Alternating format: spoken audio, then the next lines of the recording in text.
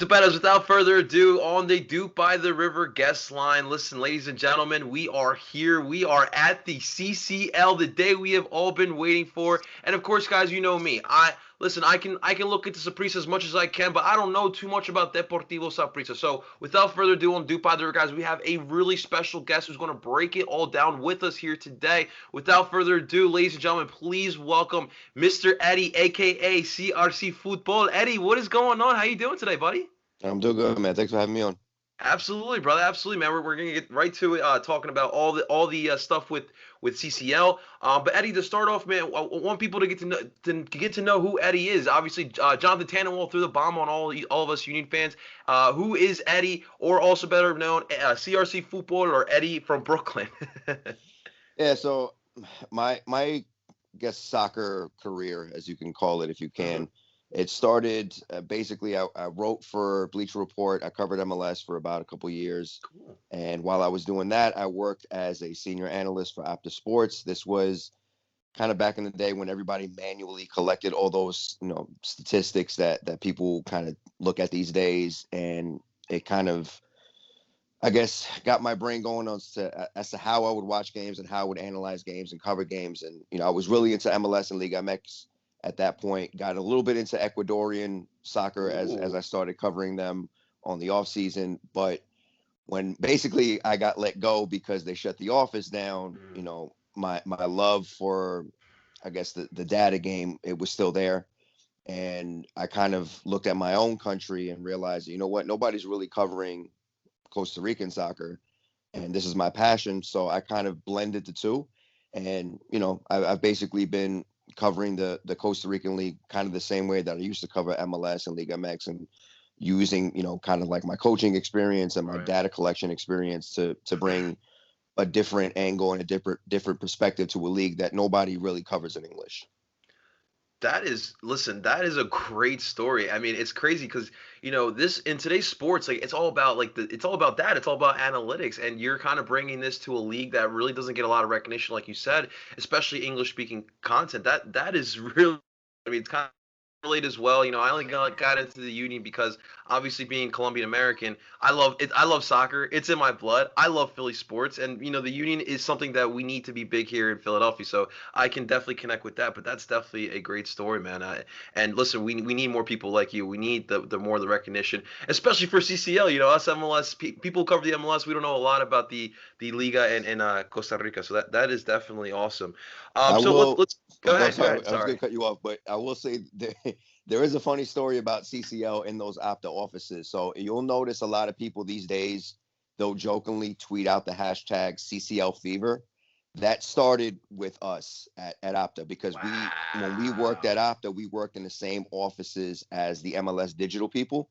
Okay. And we're there, we're collecting the data for these games, but we would also do those CCL games way back in the day. We're talking about like two El Salvadorian teams playing each other like randomly on a Wednesday night at 10 p.m. And it was a joke. And it's like, man, I gotta collect this data. I got that fever. It's that CCL fever. That was us. We started that because we were the ones that were staying up watching those games that nobody cared about, because that's what we did. Ladies and gentlemen, here on DOOP By The River, we drop history bombs on you straight from Eddie right there. That is awesome. It wasn't Andrew Wiebe. It was Eddie and his group back in the day. We started that. They started. It's like the Drake meme. None of this was here until we got here. I love it. I love it. Awesome, man. All right, well let's get into your to what you cover most and what you know best about, and that is football costarricense. Obviously, for us here in Philadelphia, this is going to be our first CCL experience. So I mean, I'm not going to speak for most Union fans, but for me personally, Eddie, I'm here for the experience. I never in 2010 when the Union became a club, I never imagined the day that they would be in this spot here. Will come next Wednesday. I'm just going to take in the moment. It's going to be a moment that I'm going to take with me for the rest of my life because it's the first CCL. But on the other side, we have a very historical club. You're an hincha. You're a fan of Deportivo Saprissa. This is a very decorated club in Costa Rica. Kirchin in the press conference after the draw, I mean, he said it himself. He actually played against Deportivo Saprissa when he was a member of the Chicago Fire in his playing days. This is going to be a tough challenge simply because we all know the difficulty with the MLS clubs facing off against a lot of these Central American Liga MX teams, man. But to start off with, why do you believe the MLS struggles so much in CCL? I think early on, a lot of it had to do with how seriously they took the competition. I think there was a lot of player rotation, and guys like was it Dominic Kinnear? I believe he used to coach like the Houston Dynamo back in the Yeah, yeah. day. Yep. That dude could not give two bleeps about CCL, and he he was kind of the old guard. I think clubs like Atlanta United and watching them what they were able to do against like Herediano, there's a shift now. LAFC, like this competition matters, but there is still this, I guess, with Saprissa specifically. When there's an MLS matchup, Saprissa more often than not got the better of those MLS teams. It's actually clubs like America that would eliminate us. I would say last year losing to Montreal was kind of the first time I remember Saprissa getting eliminated by an MLS club, and they didn't even lose the game. They lost on the tiebreaker because they drew both games, That's rough. and outplayed Montreal in both games. They just didn't get the away goal they needed. But a lot of it did have to do with La Cueva and MLS teams having to play in that environment. For American soccer fans, having to play Costa Rica in the qualifiers in that stadium, you could ask anybody, they would prefer playing in the Azteca than in La Cueva, because La Cueva, it's a very small, intimate stadium, but still seats 30,000 people that feel like they're on top of you. And, when they say the stadium shakes, and you can feel it underneath you, like the locker rooms, the dressing rooms for the visiting team is underneath La Barra Brava. And that's like, it's a daunting experience because you can feel all 30,000 people on top of you. This time around, obviously in a pandemic, that's not going to be the case. I was going to So ask you, are there fans in stands right now, or? no, so right now there's still no fans, and Okay. they're talking about how they're going to bring them back in by the end of the season, but it's not going to be. You'll have more fans in Philly than I will in Costa Rica. Like Yeah. that's to me, and it's kind of crazy because the way Costa Rica handled the pandemic was fantastic, Right. and kind of comparing it to how New York City even did it. They're ahead of the game in that, but with that means no fans, so you kind of lose that advantage that historically you always got. Okay. That's something we should be considering for sure. I mean, listen, I this is the first time I've heard of La Cueva. I've heard of like the atmospheres, not just in Costa Rica, but Central America as a whole. Like that's another reason why U.S. struggles down there. Not just the MLS, but U.S. men's national team struggles in Central America. The environment is incredible. And one thing I can't, I mean, I wish we had fans in the stands down there because, a lot of my Philly sports fans who don't really know soccer, I wanted them to see that because a lot of the American sports fans don't understand what soccer is outside of America.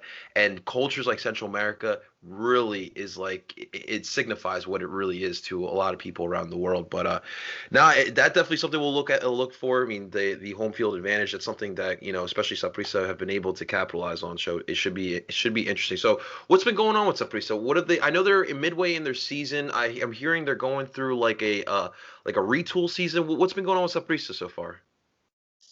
Man, it's been a roller coaster year, to be honest. I think Alajuela won the title last year, and that was sort of And they're expected. in But first now, right? If I'm not yeah, mistaken. they're top of the table. They're flying high, and I think they're clearly the class of Costa Rica right now. Really? And while them winning the title was expected, what I think wasn't expected, just as a Costa Rican covering the league, was how muted Saprissa was in their response to that. So normally, your biggest rival wins their first title in 7 years. That's going to trigger a response to make sure that it's not a back-to-back campaign, or they're Right. not set up to go forward. And Saprissa went the route of, obviously they sold Ugalde on to City Football Group, and that needed to happen. And we're all really excited about that as Costa Ricans. But to see the lack of movement in the transfer window, where they basically only brought back Ariel Rodriguez, who's a striker, and they kind of relied more on Daniel Colindres, who they brought in last year, and then basically they said, hey, these academy kids, this is the future, and they announced like 10 signings from the academy, and then you look at the squad and it's like, all right, this squad wasn't good enough last year. It's worse now. So what are you really trying to compete for a title? And the results kind of bared out. So they gave Walter Centeno, a pretty bare roster, and then he loses in 1 week to Alajuela twice. Not badly. They actually competed pretty well, but loses to them twice, and he gets fired. And they bring back, an old manager, Roy Myers, who coached like a decade ago, won like one league title, but won like 40% of his games in like 3 seasons. Right. And it's been a roller coaster year where they'll look good for about a week and then they go 6 games without 3 points. And it's because of the roster, and you can kind of see that the front office really didn't give them, that many tools to play with. And it makes me wonder, was this entire season a wash, and are they looking to something months from now, or do they actually believe in this roster? Because if that's the case, that concerns me more. Let me ask you. So these signings that you guys did, were they like national players, or were they like international signings? No, I mean it was our players. Ariel Rodriguez was a guy that we brought back on loan in 2018 because Gotcha. he kind of wanted to get back on the World Cup radar, but he was playing overseas in, I think, Thailand or Vietnam it might have been. And then Okay. he came back, and it's kind of like this weird back and forth between some players like Rodriguez and Colindres, where they go to these random Asian countries. It's not even like Korea, where like Urenia went, or where Moya went. It's like these random Asian nations, but then they're like bola de ping pong. They're like back and forth, back and forth. And now they're like fully here, but you know, Alajuela is signing guys like Marcel Hernandez, and they're bringing back Brian Ruiz, and it's a different level of signing, and they're kind of relying more on the youth and what's supposed to be the next generation of talent, which Saprissa does have. Of all the clubs, they're the one club that you should believe when they say, "Hey, we got a new crop of talent coming up, and this is the generation that we're relying on," because they've done it from Keylor Navas onward to Manfred Ugande. So they have the track record. Right. It hasn't bared out that way this season, and that is, it's showing in the table.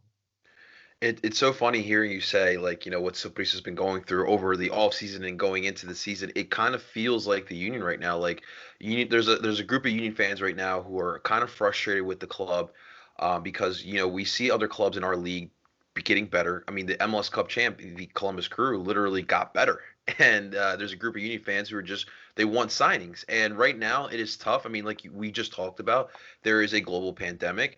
And I mean, you live in America too. The visa situation is difficult as it is, and the Union have been struggling trying to sign players that they actually want, because Ernst wants to find players in Europe, in South America, and it's tough to get those guys those visas. And that's where the Union have been running into issues. We just signed a midfielder, who has an American passport. He's half German, half American, and we only were able to get him in here now because he has that American. He was born in America. So that's something we have been running into, and it's just funny. Like we kind of have like the similar build here. We've been building a lot. I mean, I'm sure you heard. Living in New York, we've been building with the kids as well. We've been getting a lot of kids in this area too, and we're kind of hoping that in the future as well, kind of like Saprissa, that we can be that club as well with a bunch of kids. It's tough to sell on a fan base, I know, but like for me, only because I've seen this in other sports. I'm a big Sixers fan as well. I lived through the process years, seeing young kids grow up, develop. It's a lot of fun for me, so it is definitely interesting, and I can relate with the Saprissa fans on that one, man. It's definitely rough. Uh, It's actually funny because the more conversations I have with Union fans, kind of the better I feel, because I have heard that a lot. Like, I'm not sold on this roster. I don't believe in this roster. We're gonna play like 16-year-old kids, and I'm like, you know what? Maybe we have a chance, because I wasn't buying Sapri's chances until I started having conversations with Union fans. Now, mind you, I live in New York, so I kind of been through the Red Bulls kind of thing, and right, right, right, right. interacted with Union fans there. Y'all seemed already a little bit fatalistic, Mhm. So I don't know how much of that I'm buying to kind of build in my optimism, but it's definitely, there's like a sense among Union fans that I feel where you guys aren't as confident as I felt you should have been after the draw, and it gives me that little bit of hope. Atlanta United fans are like completely the opposite, by the way. Like, because I have to speak to them about the Alajuelense thing, and I'm like, I hate Alajuelense. That's my rival club. But I would imagine. even then, I have to tell them like, hey guys, like you're in trouble. And they're like, no, no, no, we invented soccer, and it's just like this completely different outlook. It's incredible. I appreciate that. That was a good one. No, I mean, I think I honestly for them, Eddie, I think that Joseph Martinez coming back like brings this spirit to them, and I hear it too. Like they think they're gonna make the MLS Cup again because of Josef's health. I mean, listen, you don't know what Josef's gonna look like coming back. That was a serious injury. He was out for a whole year, so I mean, we'll see. But that not definitely is gonna be a tough matchup for sure. And same for us. I mean, I think for me. Like I said, I'm just here for the experience. I'm not expecting to beat Saprissa, but this again, like we just talked about, we have a lot of young kids, and playing in a CCL match against a club like Saprissa, that is the ultimate learning experience. So I just want them to go in there, give it their all. Jim usually gets these teams ready in tournament-like situations, but obviously CCL is a completely different monster. So I think for us, it's just a good learning experience, and hopefully, it's a building block for the MLS season. But yeah, I don't think I'm the same way with the most Union fans. I don't have much expectations in the CCL. It's our first one too, so we'll see, man. We'll Yeah, I see. think like for Saprissa, it helps that they have that experience, right? Like a Right. lot of the players that they're relying on are pushing the wrong side of 30, especially in midfield. You know, they have like three guys in Barantes, Angulo, and who am I thinking about? Mariano Torres, the Argentine. Those are like that's their engine. And I feel So, like, so you guys have Kendall Watson? yeah, we have watched it, and you know what? It's crazy. He actually in the league he's not bad. I saw him Right. yesterday against Mexico in the national team, and he was an unmitigated disaster. And that's a different conversation for me as a Tico, because that to me is a higher level. But for the league in Costa Rica, he's pretty solid. I still feel like he could have played at a level in MLS, and I feel like he could have still Right. been useful in MLS. I guess for whatever reason he wanted to come back home to Costa Rica, and Don't he, blame he him. did he did help our defense a lot, because that was an area that I was worried about. We signed a guy Espindola from Argentina, and he didn't look the part to me. So I feel like, Yeah. Watson's experience, the midfield's experience, and then, we got Bolaños, who MLS fans should remember from his time in the Whitecaps. He's still out there on the wing. So there's a lot of experience, which if you guys play kids against them, that could be an advantage for Saprissa. But, going into it, I saw that the Union, you guys were like shield winners. So I was a little bit more concerned. I didn't realize that there was like this huge offseason overhaul that you guys were going through. Yeah. Well, first on Kendall, I was gonna say it was tough for him. I don't know. I'm sure you followed the end of his MLS career, but he was on some bad backlines like Vancouver, like Yeah. and Cincinnati. That's just tough. I mean, Kendall's good, but like I mean, he's not like he's not like a Kalidou Koulibaly. So that was just really rough. And then on to the Union overhaul point, really what it was that they lost Mark McKenzie and Brandon Aronson, two big young pieces of that team from last year, and that's kind of why we have that overhaul, two key pieces. So we'll see how they can bounce back from that.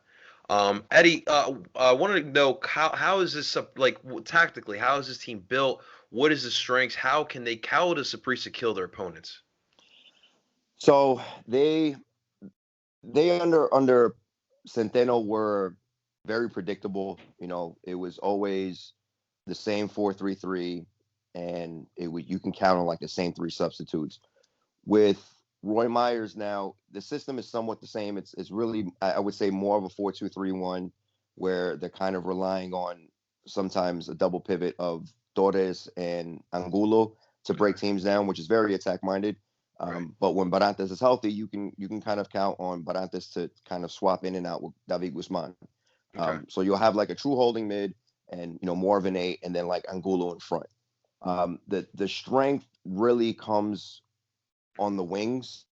when I would say when Sinclair was playing. So Sinclair was the backup striker. I think he did some time in USL, if I'm not mistaken. But Mm. he's a 24-year-old kid that stepped in when Ariel Rodriguez got hurt, and his style really fit Colindres and Bolaños' style on the wings, where he's less of a poacher like Ariel Rodriguez is, and he's going to get his wingers involved a little bit more. So when he was playing, you kind of saw the strengths that Costa Rica used to have, where they would kill you with Bolaños and Colindres on the wings. They like their 1v1 matchups. They would throw those third man runs into the box, and that's how they would basically break teams down. And having Watson back there, basically clearing everything forward in transition is pretty helpful. So that's Yeah. basically the shape and the system that you can rely on. With Rodriguez coming back in, it feels a little bit more cross happy and hopeful in their attack. So if Rodriguez starts, you can expect more of a crossing attack. If it's Sinclair, you can expect more dynamism, 1v1 matchups on the wing, and trying to create overloads in transition. So those are kind of like the two styles that they can play. Man, that gets me a little nervous too. We didn't talk about it as well. There's been some injury concerns with the Union as well. I don't even know who the heck we're gonna put out there. We have a lot of starters that have been putting on that injury list there, so it should be interesting there. But I mean, let's get right to the nitty gritty, Eddie. Two legs, it's April 7th, April 14th. What do you see happening here, man? In both legs. A month ago, or even when the draw came out, I thought it was a surefire loss. I had zero hope. I did not think Saprissa would show well. I thought very easily eliminated, if not embarrassed, eliminated the way that we typically were against Mexican clubs. Having had probably now my fourth conversation with somebody from the Union, I think we have a shot. I really do think the fact that you guys, nobody that I've spoken to, can give me a lineup, and I keep hearing the thought of a 16-year-old kid starting, and I think to myself, like, you know what? This is their first go around. They're relying on teenagers. They have to fly to Costa Rica and still play in Costa Rica. I think if Costa Rica wins if Saprissa wins the first leg, which I think they should, but they keep a clean sheet, I think Saprissa advances. I really do. I've started, maybe it's my fandom, but I've started to talk myself into it based off of the conversations with Union fans. You guys have given me hope. So I'm going to just put my name on it. I say Saprissa advances. I will say, depending on whoever is the lineup for the Union, if you guys, for whatever reason, overlook the Union, I feel like we will make you pay for it. That's the only thing I will say. Like I mentioned, Jim knows how to get his team prepared in tournament-like situations. They always do well in playoffs or cups like this. And if the system that the Union run to, it's a German-based system. Obviously, our athletic director is it comes from the German soccer federation. Essentially, he was part of Hoffenheim, RB Leipzig, RB Salzburg, and we have this 4-4-2 diamond with the high press, and it's a system that can work out. And if you fall into the pressure, if you overlook us, and we can make you commit to mistakes. So if you guys do overlook us, I do believe we may have a chance. I'm waiting for those crazy CCL stories. You always hear about those crazy CCL stories, these MLS teams going down to Central America and the Caribbean. Will the Saprissa fans find a way to put laxatives in the Union food or something like that? Something I'm waiting Yeah, for something crazy. you hear stories like that a lot. I mean, my favorite CCL story I remember analyzing this game was Oh when yeah, Cruz give it Azul to and us, Eddie. Give Alajuela, it to us. they just had a full out brawl. And I remember before the cameras cut out while I was analyzing this game, some dude just went straight Liu Kang into an Alajuela player inside of goal, Oh my and God. then the cameras just cut, and I was like, what is going on? But no, like the Ministry of Health in Costa Rica is pretty stringent on their rules, and the clubs for their part, they've done a really good job of continuing to communicate the message to the fans. Like, look, stay home, stay away, because if you come out, we don't play. They almost canceled the final back in late June when they came back from the pandemic, And this is when Saprissa was on their run, and they were going to beat Alajuela. Eventually, they did to win the title. And I remember I almost cried because I thought that the season was over, and we were this close to winning our 35th title. So they've done a really good job of communicating to the fans, like, look, stay away, stay home, don't get involved in any of this because you're going to impact our ability to play. And the league itself has done a really good job of staying on top of the clubs. Like, That's good. Saprissa has been fined multiple times for celebrating a goal too close to each other and high-fiving each other. Like, they've been fined multiple times for that. So it when I say, like, the COVID rules in Costa Rica are serious, they're pretty serious. And I wish, we could have done the same here. Yes. But at least that the union are going into a very nice, clean, safe, healthy environment. Right. And given where we are, that's great. But again, it just kills our advantage. I mean, look, I really appreciate that because for me, player safety is at the utmost importance, and I really do appreciate that Costa Rica is doing all the precautionary, things that they need to do to have these type of tournaments here, man. So what do you see happening? What score lines happening in these legs? Give me 2-0 in Costa Rica, which is the only score line where I see Saprissa can really go back to Philly and probably lose 2-1, and they go through. They go through on that. Okay. Listen, I could very much see that happening. Eddie, any chance we will see Eddie make a debut at Subaru Park, rooting on Saprissa? Man, my work schedule is tough. I hear you, brother. I hear you. So I can't. I've wanted to go to the Philly area a few times because I remember even when Costa Rica was playing the U.S. in the Gold Cup, and I believe one of the knockout games was in the Eagles Stadium. I was like, man, nice. I can make that trip, but it's a little bit difficult. I think I'm maybe a year away from coming back to a stadium. I know. Hey, listen, definitely take your time, man. I will say, on behalf of a lot of Union fans, man, you are always welcome down here in Philly. Even if you want to catch us a Union game, man, definitely, you already have my contact info. Definitely hit us up. You're more than welcome down here, my brother. But, yeah, it should be interesting how that game's going to look like. Obviously, I would expect fans to, like, the opposing fans to be in their corner where we keep the away team fans. But I mean, I'm not gonna expect any Saprissa fans in the stadium on April 14th. But I will definitely be down there. But it should be a lot of fun. Should be very interesting. I saw, even seeing, like, Eddie, I saw, like, the patches, like the CCL patches on the Uni jerseys, and I was like, woo, it's happening. It's happening. Yeah.